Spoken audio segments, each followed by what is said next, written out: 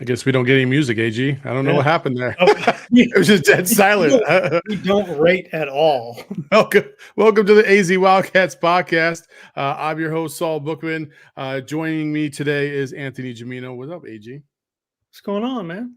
Well, hey, this is what's going on. We got a huge takeover, and what a better way to really announce that than right now.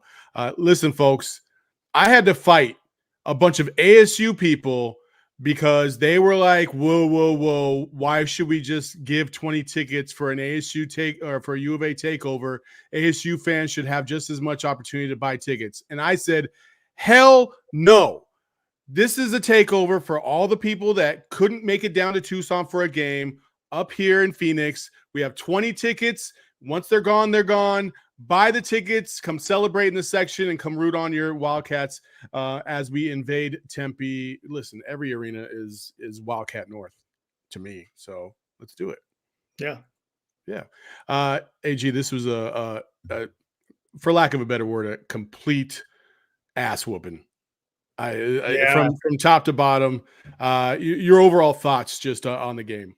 Yeah, Arizona fans deserve this. After Cambridge's shot last year, this is what Arizona fans wanted. I know plenty of people like yourself up in the valley, and they absolutely live and die with any Arizona State stuff because if ASU wins, they hear about it for the whole year. Yeah. So this is great. It was just a horrible matchup for ASU. Yeah. They don't have the size, so they can't defend Umar Ballo. They don't have the shooting. We see a lot of teams shoot like they've never shot in their lives. ASU is a bad three-point shooting team, and they were that team tonight. And what they do, they love to create chaos and want to run. You can't. Yeah. You want to run with Arizona? Yeah. Bring it. Okay. Arizona can play that game just fine. So Arizona didn't give ASU anything easy. They had 5 freaking turnovers. That's it. If ASU isn't getting garbage stuff, they can't beat you because they've got some nice individual players that can do some things.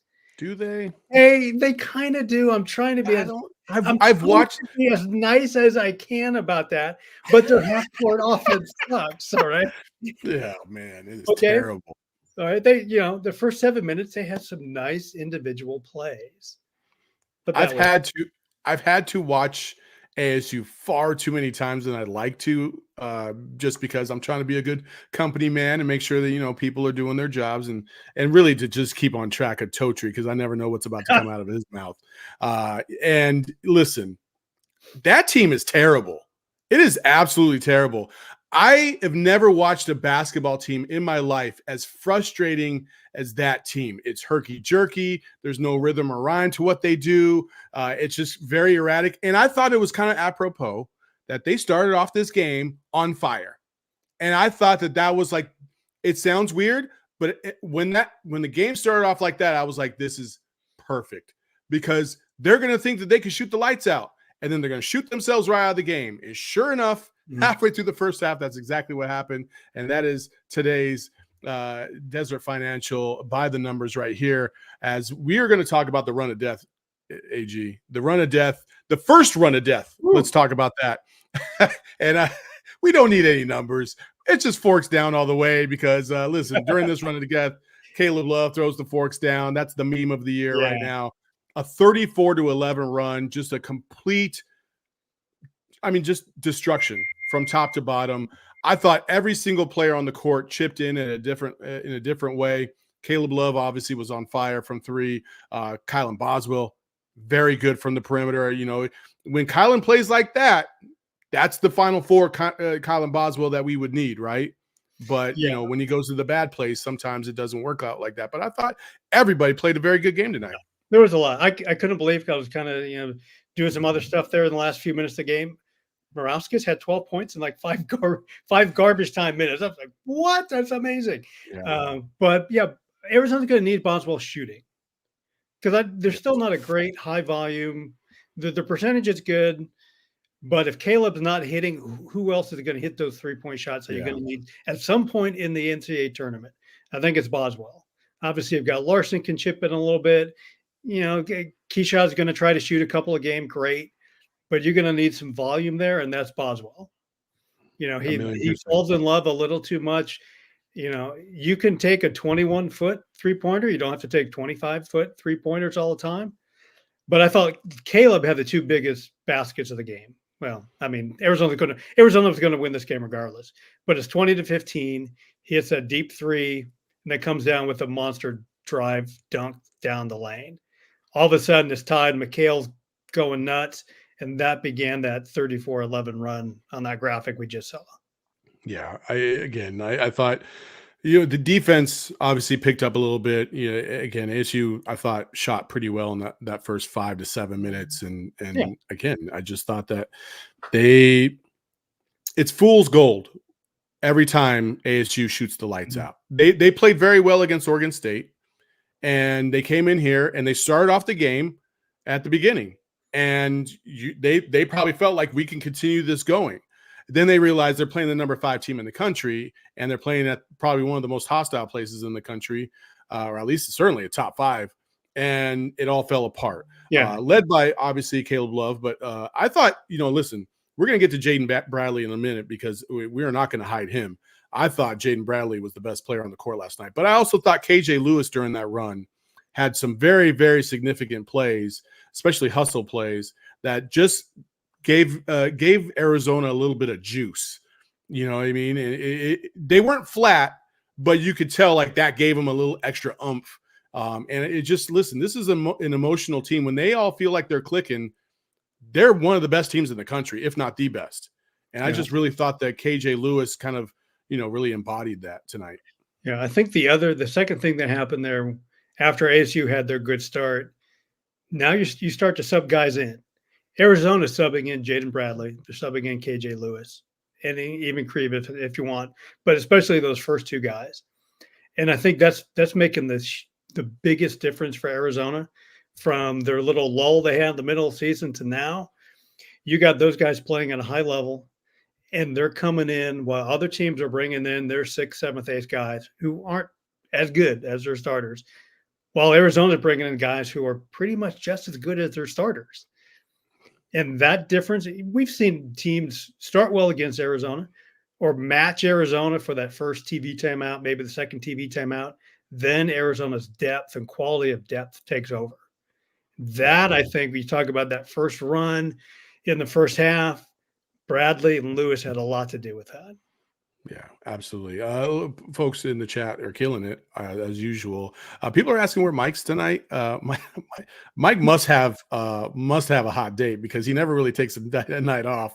He's out in Bisbee doing some weird stuff. I don't know what he's doing, but he apparently he deserves this, whatever that means. So there you go. Always, no matter what it is, Mike deserves it. And but you deserve if it makes people feel better, I'll just like refer to whenever I throw it to you, I'll just say, okay, Saul Bookman. That'll make me feel it right at home for sure. Okay. For sure. But you can also feel right at home by going to the financial credit union that Forbes voted the #1 financial credit union in the country. When you open up a free checking account from Desert Financial Credit Union online, you can get $200 in bonuses. And you can get started by visiting desertfinancial.com. AG, do you gamble at all? I've been known to in small amounts. In small amounts. Okay. Well, have you heard about Prize Picks? I want you to tell me about Prize Picks, Saul Goodman. Of course. Listen, Prize Picks is really fun. They call it more or less. You can pick certain kind of lines for the games and go more or less and bet money. Basically, it's pretty easy. It's fun. It's easy. It really takes a lot of the thinking out of it because there's not a lot of there's no spreads or anything like that. So go to Prize Picks. To me, it's really, really fun. So feel free to share your positive experience with Prize Picks as well. If you do check it out on social. And then again, the code word you want to use is PHNX for your first deposit match. And you can earn up to, you can turn $10 into $1,000 by using Prize Picks. So there you go. All right. So AG, let's go ahead and get to Jaden Bradley. I told you we were going to get to him. To me, he was our star of the game, and so I think we have a graphic. Yes, Jacob. Yeah, there we go. He's our A factor tonight. Jaden Bradley, 21 points, 5 assists, 4 rebounds. I don't know if there's a better backup point guard in the country than Jaden Bradley. He does so many things on that court that you don't even recognize. Well, first of all, if you just looked at box scores, you don't get the whole Jaden Bradley experience because his defense is second to none. He's always in the passing lanes. He's a nuisance. And he just does all these little things that really make a defense or really make a difference on a championship level team. I love Jaden Bradley. Yeah, what that graphic also needed was a big 0 for the number of turnovers he had again tonight. Yeah. And I know the announcers were dropping that a lot, so he must be up to like 120 minutes without a turnover. Wow. Something like that now, which is crazy. I think it's like 5 full games at least. He, to me, was a guy early in the season when you talked about where Arizona was and where they could go. He was the guy that seemed to have the most runway that could really improve from November to March. And I think we're seeing that. I think we're seeing that in his scoring now. 14 against Colorado, career high 21 tonight. I think that's the last piece to his game.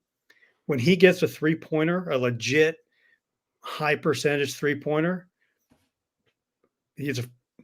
I hesitate to do like NBA draft stuff, but that's a mid first round guy, right? If not higher, is that a lottery guy?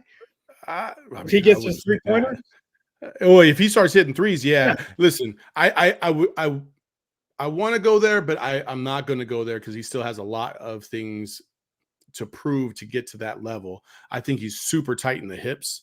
He plays very vertically, side to side. I mean, and he maximizes that potential. But I think, when you're talking about a little flexibility in the hips, he's still a little tight.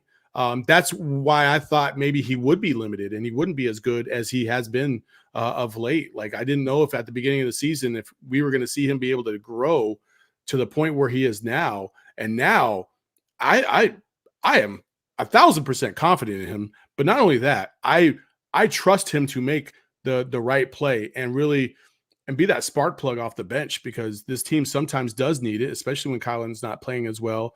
You had other guys tonight that, Pelle Larsson was kind of, he didn't really do too much tonight.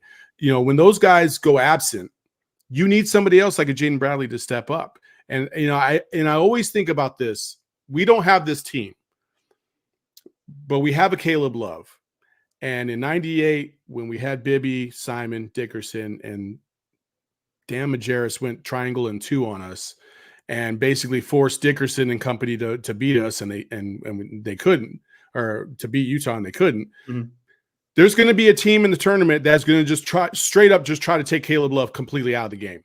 They're going to double, maybe even they're going to single, they're going to maybe go box and 1. They're going to do everything they can to keep him out. Who else is going to be that guy that's going to step up?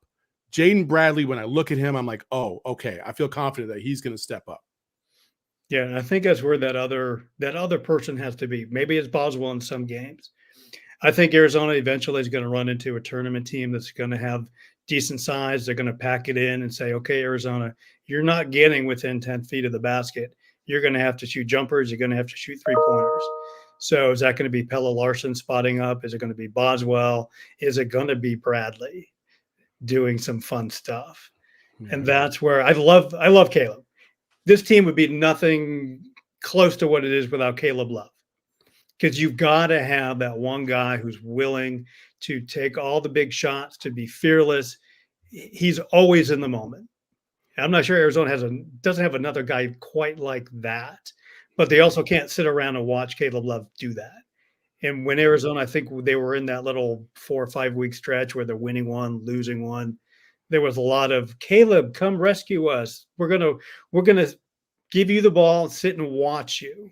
That's what Arizona can't become, even though Caleb really wants that ball at the end of the game. Yeah, I think what Caleb Love did for that stretch and really at the beginning of the season is he gave the Wildcats time to build their own confidence up, and start to believe in themselves to be able to take big shots in big moments. That Utah game cannot be understated or overstated, I should say. Yeah. Yes, it didn't go perfectly well through 1, 2, and then going into the third overtime. Like Pella had a couple opportunities, Kylan had a couple opportunities, and they couldn't come through. Okay. But that's okay because they still found a way to win. And yeah, Caleb played phenomenal in that third overtime to kind of seal the deal. But it showed you like, hey, it's okay to take those shots. Keep going, because in the tournament, what I didn't like in the first overtime from Pella is he hesitated once. And when you're in the last 5 to 10 seconds of a game and you have the opportunity to take a shot, you can't hesitate. You got to know what you're doing. And I thought Pella learned that going into the second one, and then, he didn't make it either, but at least he had the confidence to try, right? That's what I like about what Caleb Love has been able to do and kind of show them the roadmap. I'm hoping guys like KJ Lewis, Jaden Bradley are seeing that and they understand like, hey, going into next season, I'm going to have to be that dude, because if not, I don't know who's going to be that guy. So I love what Caleb Love has provided this team.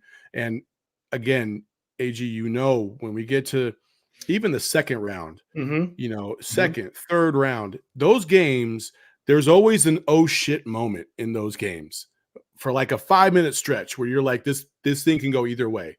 And when that happens, the cream rises to the top and what they call like the men come to show up and the boys kind of fade away. And that's what Caleb Love is. And he's trying to show these guys how to step up in those moments. Yeah. I always think back to the Trier-Ayton team lost in the first round. That for the last 10 minutes of that game, the only person on that team that wanted the ball was Alonzo Trier. Yeah. Everybody gave him shit because he wasn't making shots, but nobody else wanted the ball.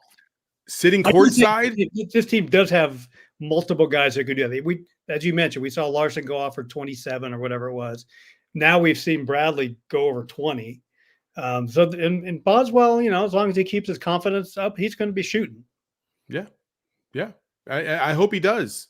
I didn't understand why he wasn't shooting enough anyway, because he's a good shooter, but he misses a couple and he starts to get in his own head and he kind of ices himself. And that's just not cool. Don't ice yourself out of a takeover. Okay, folks, come to the takeover. It's in 2 weeks. We're coming up here to this dirty arena. That's absolute trash, but that's okay because we can celebrate together because the Wildcats will hopefully be up by 45 again when we come to Tempe. We have 20 tickets. Come join us at this takeover. I'm saying takeover a million times because Jacob, there you go, Jacob. Throw the graphic up there. The official AZ Wildcats takeover. Also, we're going to meet up at Illegal Pete's, and I promise you, folks, if you come and you want to celebrate up in Phoenix before the game at Illegal Pete's, I will buy you a beer, and I might even buy you some food. How about that? So come over. Have some fun. Let's eat. Let's drink. Let's go celebrate our Wildcats, and then get ready for the Pac-12 tournament because it's the last one in Vegas. Sadly, my God, that's coming up so quickly too. Crazy. Yeah, we've got 3 weeks left. Yeah, yeah. You get to go back. I'm excited for you, man. Going. We'll be there. The floor that the Wildcats play on, obviously the big A in the middle. My wife was like, man, I can't believe Arizona's up by like 40 at ASU. And I was just like, and I looked at her and I was like, what? And she looked at the screen. She was just like, I don't know what I'm thinking. I'm so sorry.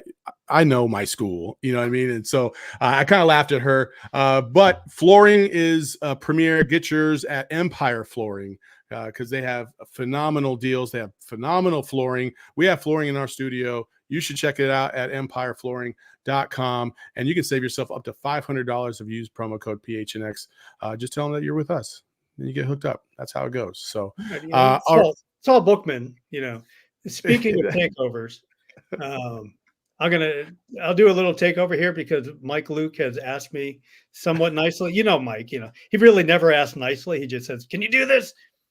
Go ahead. He wants me to ask you about your high school free throw shooting streak. Jesus Christ! No, I'm not doing that. Robert Madrill actually is in the comments. He says, that's what reminded me there. Any pointers to give to Ballo on his free throw form? Heard you hold a streak. Yeah, I hold a streak record. It doesn't matter.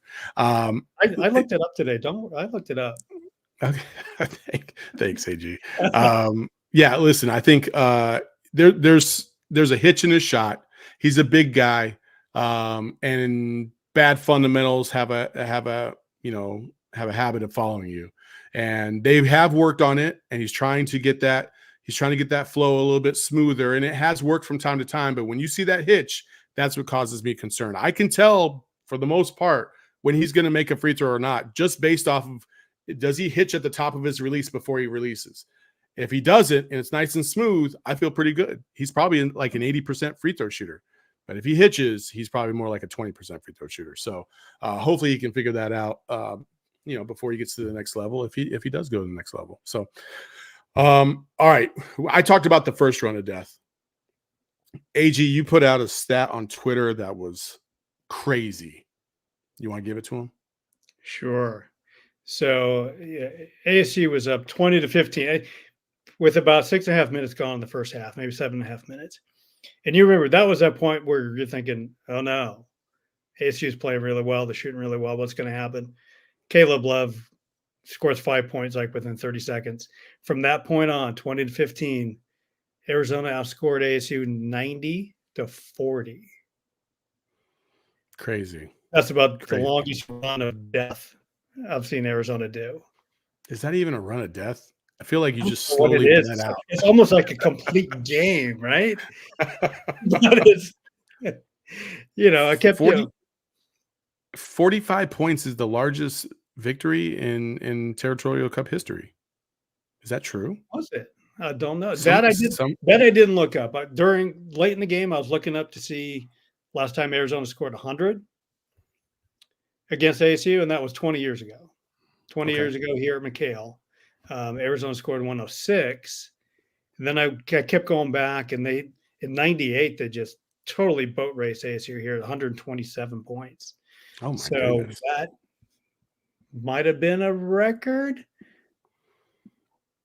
Yeah, 127 points is but ASU scored 99, so the margin was only 28. It was 127-99. So there was no defense in that game, is basically what you're saying. Hell no. Okay. Then they met again like a month later in Tempe, and Arizona won by 1. So let that be a little cautionary tale. Yeah, true. Tempe's weird. ASU always plays great in Tempe against Arizona. So according to our own great Jacob Franklin, who is, I listen, as an ASU producer, going through this, I'm sure is a little bit of damn, I wish I wasn't having to do this. But the previous record was 40 points in 1988. So good job there. 99-59.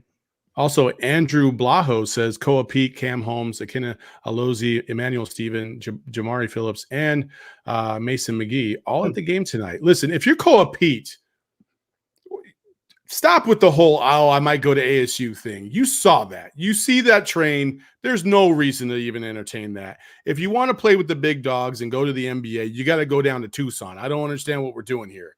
Like, no legit player is going to ASU. They're just not. You might find a diamond in the rough, and like James Harden, that just happened to work out for you. But come on, man, stop with the noise. Like, nobody's going to ASU. Why would you ever go? Have you seen their arena? If you came here for this game tonight in McHale, and then you've been to ASU, come on. No, it's not. No. It's like and it's not as if ASU has a massive grand plan to throw millions and millions of dollars into redoing, upgrading, spiffying up, whatever they're calling the arena these days. Yeah. No, they don't care. No, they don't care about that. They don't care. They don't have the money. All their money is funneled into football. That's all they care about. It's football. So like, why would you want to go there? That doesn't make any sense. So, anyway, I got lost off track. All right, so we talked about Jaden Bradley. Let's just talk about listen, we got some crunch time minutes from some of the bench guys, and Conrad Martinez, I love. He reminds me of a specific player from another national championship team. I want you to tell me if you think I'm on with this. Colin Gillespie from Villanova. Every time I see Conrad, I think little Colin Gillespie, who willed his way to a Final Four and won a championship. Like, I like Colin Gillespie. And I like Conrad Martinez. I like Conrad Martinez just fine. I know Mike and the boys sometimes debate the merits of Conrad Martinez. And I don't know if he's ever going to be playing 30 minutes a game here. But I'm like super comfortable seeing how he develops and being a nice member of the rotation. If you looked at TJ McConnell before he got here, or even before he started a game here, would you have said this? You probably would have said the same thing. You probably would have been like, well, can you play at this level? Can you do this? Yeah, well, by the time TJ was a senior, we were still all talking about, yeah, that's nice. He's a really great college player. We love him. He ain't going to play in the NBA. We're like 9 to 10 years into his career now, right? Yeah. That's insane. So, yeah, you're right. I think the college. Go ahead. Really eager to see Martinez and some of the young guys continue to develop, and that may be as soon as next year. I think his vision is. I think he's got the best vision on the team. I have no hesitation in saying that. In the small sample size that I've seen, I have seen him fit balls into windows that I did not know existed. He's seen guys move before they move. Like, he just predicts movements very, very well, and that's the sign of a pure passing point guard. And I think Conrad Martinez definitely is that. I think he can play defense at a reasonable level. Now, can he hit the open shot? We haven't seen that so much. Haven't had to. He hasn't had to, but that time will come where he's going to have to hit some buckets, and that remains to be seen. But I really like Conrad Martinez. I thought the bench unit came in and for the garbage minutes in the last 6 minutes of the game, I thought they all played very well. I mean, they got him up to 105. That's awesome. Yeah, and the thing about Martinez is, in the previous game, he got non-garbage minutes and did well. It's one thing, what conclusions are we going to draw from the last 4 minutes of garbage time, 5 minutes of garbage time? But he played real minutes and did well. But I wouldn't mind Tommy mixing in some of these guys, maybe a few minutes here and there, even in the first half. If we're trying to maximize this team going into March, going into April, maybe, let's not wear them out like he wore out last year's team. If you can buy them some minutes, especially with quality bench guys, I'd much rather them take a kind of. We're going to enjoy the Pac-12 tournament. If they don't get to the final, I think I'm okay with that. That's going to be that little bit of rest that they haven't had the last 2 years. Does a day really matter? I don't know. I don't. It kind of mattered last year, didn't it? I mean, okay, so that was a 7-man rotation. That was a different thing. I think those guys were worn out. Listen, they got to the Elite Eight twice under Sean Miller, winning Pac-12 championships in those years as well.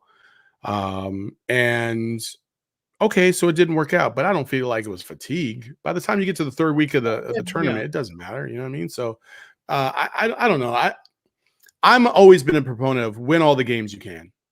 If you go undefeated, losing the last one to end the season because you think you're getting it out of the way before you get to the tournament, that's not how it works. Okay. Yeah. Lute Olson did not agree with you. Really? Oh, Lute hated the tournament. He hated the Pac-12 tournament in the first go round. Okay. Yeah. He totally de-emphasized that. He didn't care if they won. Yeah. But Lute wouldn't have told his team to lose on purpose so they can get ready for the tournament. No, absolutely not. But so you win all the games you can play. Emphasis? No, he didn't care. Yeah. He didn't. Yeah. Maybe to your point, he didn't really care one way or another. Okay. Yeah. Well, it's kind of hard. You don't think Lute was in those tournament games in the moment and like, okay, I want to win? Well, in the moment. Yeah, of course. But then in the moment, he had Muehlbach throwing up triple double. So he's like, yeah, I'm gonna ride that miracle for sure. Shout out to Matt for the back the A reference tonight. Also towards the end of the game, appreciate that one. He's always back. That'll make Mike very happy. All right, so Your feelings after we've wrapped up yet another blowout win, back-to-back blowout wins, Colorado, ASU, and feeling pretty good about this team. They're starting to pick up steam as we head towards the end of the season. How do you feel about this team right now? Feeling pretty good. I think early in the year we were talking about this team is maybe better than anybody else. I'm not quite ready to say better than everybody else. When they play like they did tonight, when they play like they did on the road trip to the mountain schools, yeah, they're as good as anybody else. But as our good friend Steve Rivera always says, it's how you play that day, and you got to do that 6 times in the NCAA tournament.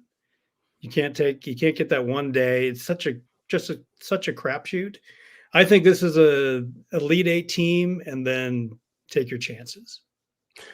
I think to me that's the line of demarcation. If they went out in the Sweet 16, they didn't achieve what they could achieve. If they get to the Elite Eight and you lose by a point or you run into a hot team, that happens. But I think they got to get to the Elite Eight to say this team maximize what it could do, or at least reach this level. And then you hope Caleb Love shoots 5 of 8 from 3, and he scores 29 points, and you keep advancing. And Boswell's playing well, and everybody else is doing great. But I don't know where does that line fall for you? Is it Final Four or bust? I would tend to agree, Elite Eight, and then I do think that this particular team is matchup dependent. Mm-hmm. I don't, if you're like you said, if you face a team that has length and they can force you to shoot from the outside, you're gonna have this team could have a tough time trying to prove it, right? But you just never know with the tournament. You never know how everything's going to unfold, who they're going to match up with.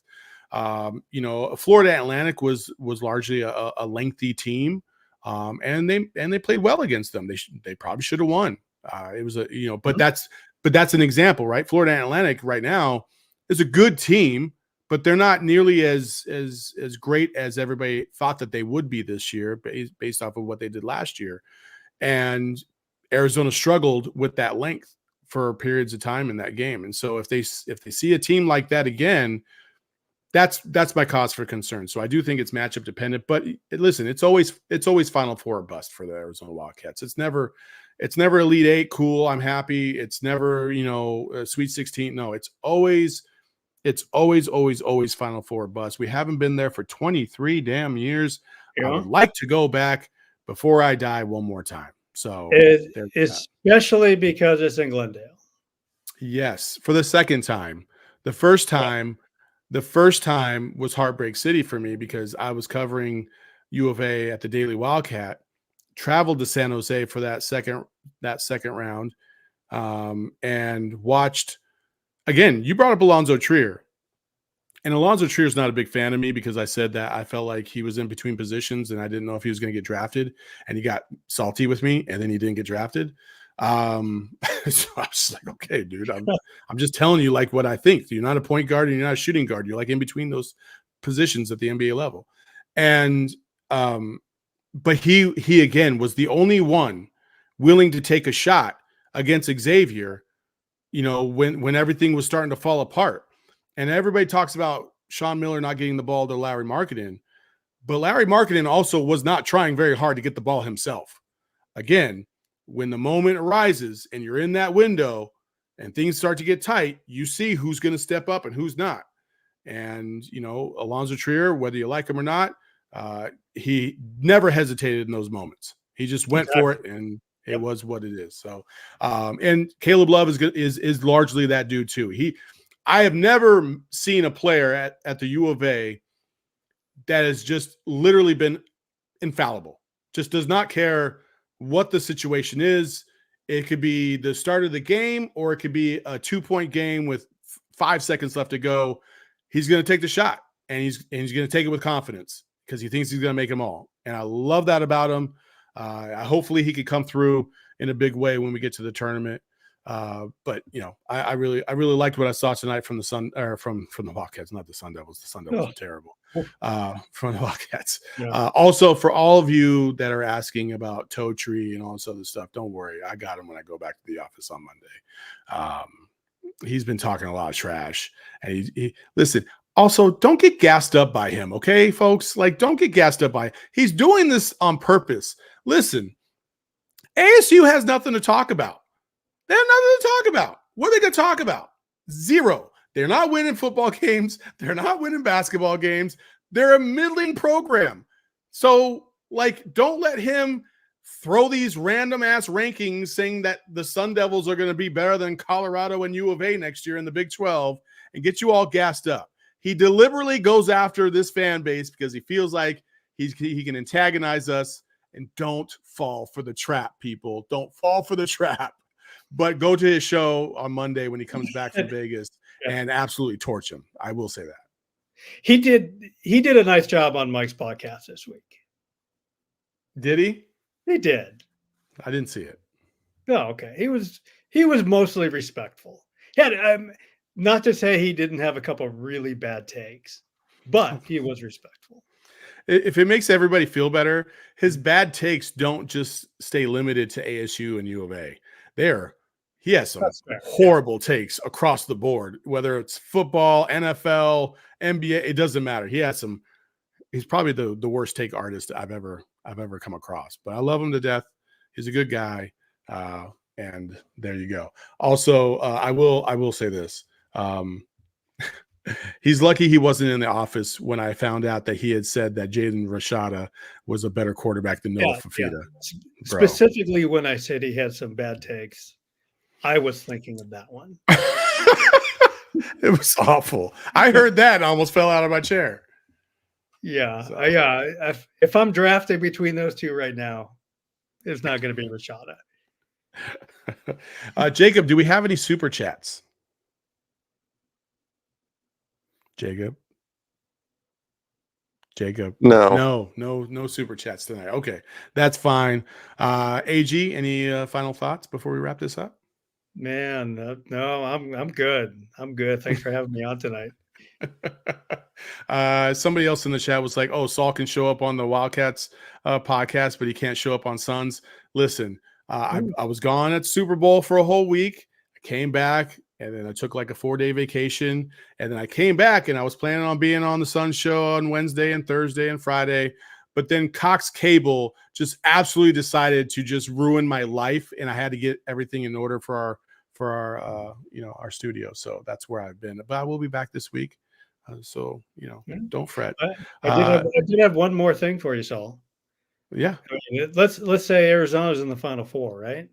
Okay. You're getting me press credentials, right? Yes. Okay. Absolutely. Yeah. Just check. Now, in order to get press credentials, you have to go to every single round. I think that is the rule, is it not?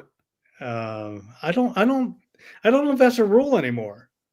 Okay. Well, I'm sending Mike anyway, so it doesn't matter. Send Mike.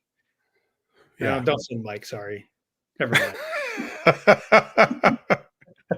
mind. You might see me. You might see me a little bit more on this podcast, by the way, because things are starting to change a little bit in our space and at PHNX, and it's for the good. It's for the better. We're trying to get you guys more opportunities to be involved in events. You guys have been going out to the Tap and Bottle watch parties. I appreciate you all. Thank you so much. Mike has said that those turnouts have been great. We got another one the same day that they play ASU again, but I'm also hosting everybody up here for the takeover up here. So like I said, buy a ticket. You can go to gophnx.com/events, check it out, buy a ticket, come sit with me. Let's just talk a lot of shit to all the Sun Devil fans and wave those red and white towels if you got them. I don't know if you're going to do that. So, yeah.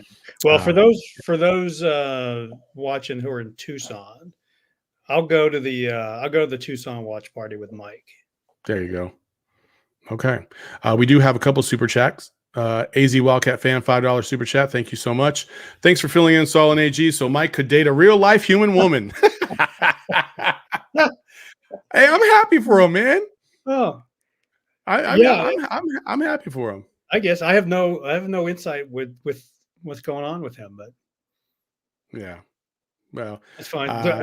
Do I want to know? I don't no. We also have just means he would text me more than he does. Yeah.